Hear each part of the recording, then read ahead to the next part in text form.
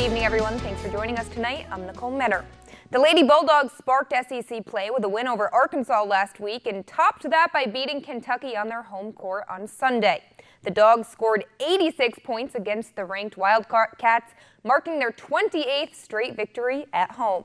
It was a heck of a game. Two great teams, and just really proud of my team. I thought they were really special today. Toughness, just kept competing.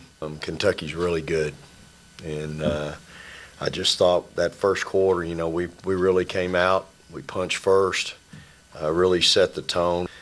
Scored 86 points, y'all. That's a lot of points, and to out-rebound that group 48-24 is hard to do. 25 offensive boards. You don't get those standing around. Really made some big plays when we needed to. And Terrell Buckley has been elected to the College Football Hall of Fame, one of 13 players elected to the 2019 class. Buckley is a former All-American cornerback, an NFL veteran, and current state cornerbacks coach. A two-year starter at Florida State, Buckley played as a cornerback and return specialist from 1989 to 91. He left FSU as the program's all-time leader in interceptions and interception return yards. Buckley was taken 5th overall in the 1992 draft by the Packers, starting a 14-year career, including a Super Bowl win with the New England Patriots. He returned to coach at Mississippi State in 2016. All right, well, Wild Card Weekend was wild. The Saints had it easy breezy, no pun intended, with a first-round bye, waiting to see who they'd play in the divisional round. So let's rewind back to Saturday, all the action. First up, Colts and Texans. Indy snuck into the wild card round after beating the Titans last Sunday night, and they took down Houston in convincing fashion.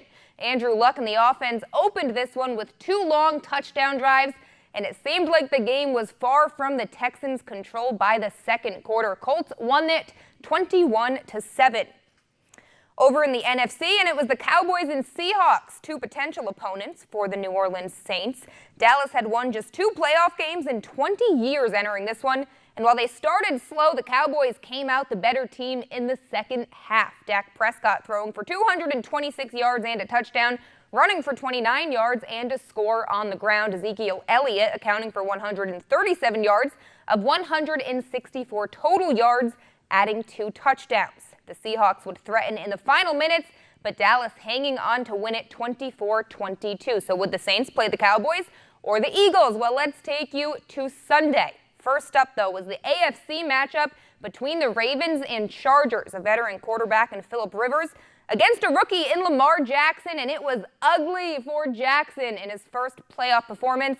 It was clear that it was his first playoff performance. Midway through the fourth, Jackson was 3 of 10 for 25 yards and an interception.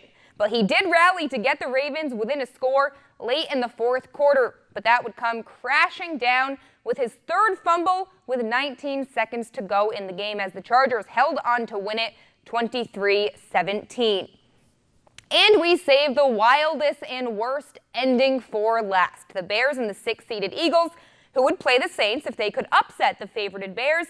And it was crushing for Chicago as kicker Cody Parkey hit the upright and then the crossbar on a 43-yard game-winning attempt. The double doink, as it's been called, no good, and the defending Super Bowl champ Eagles won it by just 1 point. A very lucky ending for Philly. So it's official. The Saints will play the defending Super Bowl champs, and it's no question that NOLA is the heavy favorite in this one. We all remember what happened when the two faced each other during the regular season. It was Week 11. The Saints totaled 546 yards, breezed through 4 touchdowns, and the Saints won it 48-7.